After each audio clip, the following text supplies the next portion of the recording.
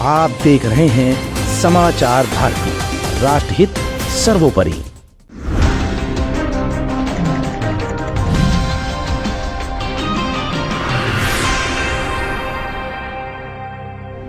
नमस्कार, समाचार भारती और जर्नलिस्ट फोरम के 11 एपिसोड के चौथे अंक में आप सभी दर्शकों का स्वागत है। मैं हूं मनीष गुप्ता। हमने अब तक पत्रकारों के इस इलेक्शन के बारे में तमाम जानकारियां आप तक पहुंचाने की कोशिश की हैं। हमने अभी तक शिक्षा और अनुभव के बारे में बात की, लेकिन आज के इस एपिसोड में हम दिखाने जा रहे हैं कि उत्तर प्रदेश के 895 जो मान्यता प्राप्त पत्रकार हैं, उनके प्रत्याशियों के रूप में उन्हीं के बीच के जो पत्रकार चुनावी मैदान में हैं, उनके लिए सबसे बड़ी समस्याएं क्या है पत्रकारों की, और उन समस्याओं से निपटने के लिए उनके पास क्या क्या एजेंडा है। आइए देखते हैं ये सब कुछ इस खास रिपोर्ट। अब तक के एपिसोड में हमने आपको संवाददाता समिति के चुनाव कैसे होते हैं, इस बार देरी की वजह क्या क्या थी और किन परिस्थितियों में चुनाव किए गए, ये सब कुछ बताने की कोशिश की थी। साथ साथ पत्रकारों की शिक्षा से जुड़े हुए तमाम पहलुओं और उनके अनुभवों के बारे में पहले ही हम चर्चा कर चुके हैं।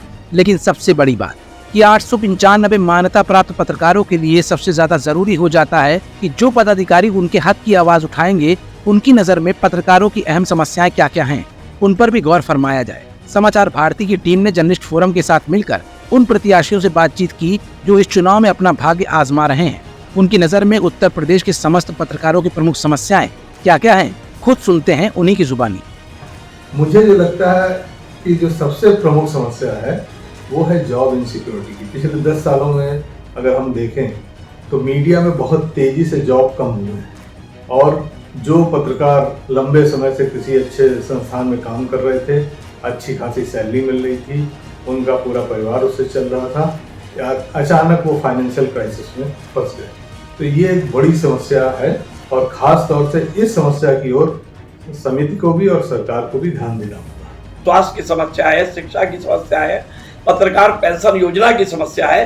सरकार देना चाहती है, लेकिन समिति ले नहीं पा रही है, क्योंकि पत्रकारों की बात वो रखती ही नहीं है। जिन कारणों से हमारी पत्रकारिता में गिरावट आई है, उसमें हम अपने सभी पत्रकार साथियों को समय समय पर उनका एक वर्कशॉप करके या बैठकों के माध्यम से उनमें ये जागरूकता फैलाने का काम होना चाहिए कि वास्तव में, क्योंकि प्रिंट मीडिया के बाद जब इलेक्ट्रॉनिक मीडिया आई, इलेक्ट्रॉनिक मीडिया के बाद जब डिजिटल मीडिया आई, उस दौर में पत्रकारों की संख्या बहुत बड़े पैमाने पे बढ़ी है, तो उसमें बहुत से गलत लोगों की एंट्री भी हो रही है जो पत्रकारिता से हट करके और काम करते हैं।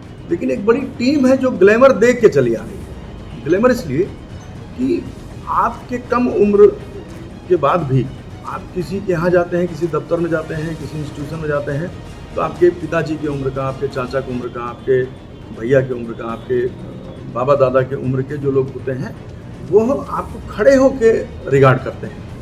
तो ये बहुत बड़ा एक ग्लैमर है, ये जो सम्मान मिलता है, इस नाते एक बड़ी भीड़ चली आती है ये देख के कि हमें भी मिले। लेकिन जो पत्रकारिता है ना, वो शुद्ध रूप से क्रांतिकारी की जगह है। देखिए, सबसे पहले तो आज के में पत्रकार का सुरक्षा सबसे बड़ी ज़रूरत है, प्लस उसके परिवार की सुरक्षा।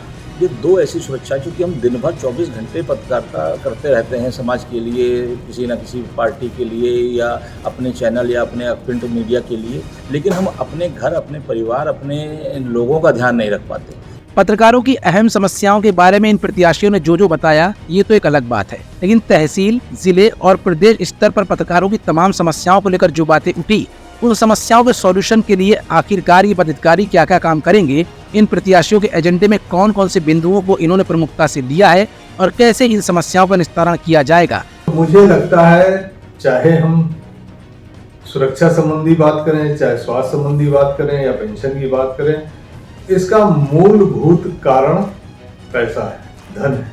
तो पत्रकारों की आय के साधन ऐसे होने चाहिए कि उनका परिवार आसानी से पल सके, उनके काम में पैसा कहीं अड़चन ना आए, इतनी उनको आय होती रहे।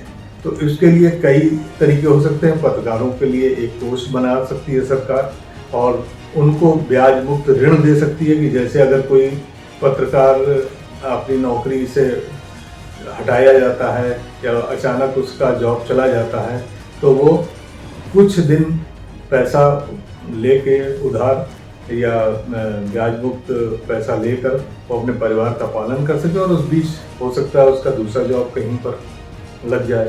तो ये जो बीच का पीरियड है, इसमें उसे एक बहुत बड़ी राहत मिलेगी। पत्रकारों की सुरक्षा, पत्रकारों के परिवार में, देखिए पत्रकारों को पेंशन मिले, परिवार में उनको स्वास्थ्य मिले, शिक्षा, बहुत से पत्रकार दयनीय स्थिति में जिनको एजुकेशन नहीं मिल पा रही, एक ऐसा फंड होना चाहिए जिसमें तत्काल उनको जो है मदद दे दी जाए और शासन की तरफ मुंह न ताकना पड़े।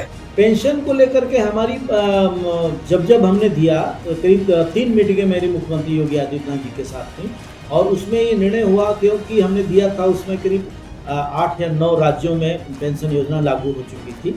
तो उन्होंने उत्तराखंड की पॉलिसी थी, उसमें तो मात्र 6,000 रुपये प्रति माह जो बुजुर्ग पत्रकार हैं उनको देने का प्रावधान किया गया था। तो उसी को योगी जी ने कहा नहीं, इसको अडॉप्ट करो, और उसी आधार पर उत्तर प्रदेश के सूचना निदेशालय ने सारे जिला सूचना अधिकारियों से रिपोर्ट्स मांगी हैं। दोहराउंड अभी तीसरा रिमाइंडर हमने फिर भिजवाया है 1 महीना पहले जिला सूचना उनको सूचना निदेशक के माध्यम से कि अपने जिलों की रिपोर्ट भेजें कि 60 साल से ऊपर कितने अनुभवी पत्रकार हैं जिनको ये पेंशन की सुविधा दी जा सकती है। करीब 35 जिलों की से रिपोर्ट आ गई है, तो उसमें करीब 85 लमसम नाम आए हैं। तो हमारी फील्ड में उनका स्वागत है, फैला के स्वागत है, आइए सब, लेकिन आप प्रशिक्षित होइए पहले। अगर ऐसी कोई दिक्कत आएगी तो हम लोग जैसे जो है मुख्यमंत्री के सामने हमने प्रदर्शन किया पवन जायसवाल के मामले में, ऐसे जब कभी मामला आएगा और हमारी फील्ड का आदमी होगा, रियल रिपोर्टर होगा जो वास्तव में पत्रकारिता के लिए काम कर रहा है, वो चाहे यूट्यूबर ही क्यों ना हो, लेकिन अगर वो पत्रकारिता के लिए काम कर रहा है तो हम लोग बिल्कुल आवाज़ उठाएंगे और अच्छा आवाज़ उठाएंगे, सरकार को बैकफुट पे ला देंगे, ये मुझे पता है। सरकार ने भी शुरू किया कि आयुष्मान कार्ड बनेगा, लेकिन अभी बहुत बड़ी संख्या ऐसी है जिन पत्रकारों का आयुष्मान कार्ड नहीं बन पाया है। तो दूसरा 5 लाख का है, तो 5 लाख आज के डेट में किसी भी प्राइवेट अस्पताल में जाइए 2-3 दिन में 5 लाख रुपये खर्च हो जाते हैं। तो मेरी सरकार से मांग है कि कम से कम इसको 10 लाख किया जाए, जिससे कि परिवार को सही समुचित इलाज मिल सके, प्लस उसको पेंशन की व्यवस्था हो। दरअसल इस बार 3.5 साल के बाद होने वाले इस राज्य मुख्यालय मान्यता प्राप्त संवाददाता समिति के चुनाव में सबके अपने अलग अलग मुद्दे हैं, लेकिन जो आखिरकार रिजल्ट निकल कर आया वो ये कि समस्याएं ज्यादातर पत्रकारों की एक सी ही हैं। 31 अगस्त को रिजल्ट आने के बाद जो भी प्रत्याशी पदाधिकारी के रूप में चुनकर आते हैं, उनकी कथनी और करनी को वो कितना अमली जामा पहना पाते हैं, ये तो फिलहाल भविष्य की गर्त में है। फिलहाल इलेक्शन हर दिन जोर पकड़ता जा रहा है और निर्णायक घड़ी का इंतजार सभी प्रत्याशियों को बड़ी बेसब्री के साथ है। आप देख रहे हैं समाचार भारती, राष्ट्रहित सर्वोपरि।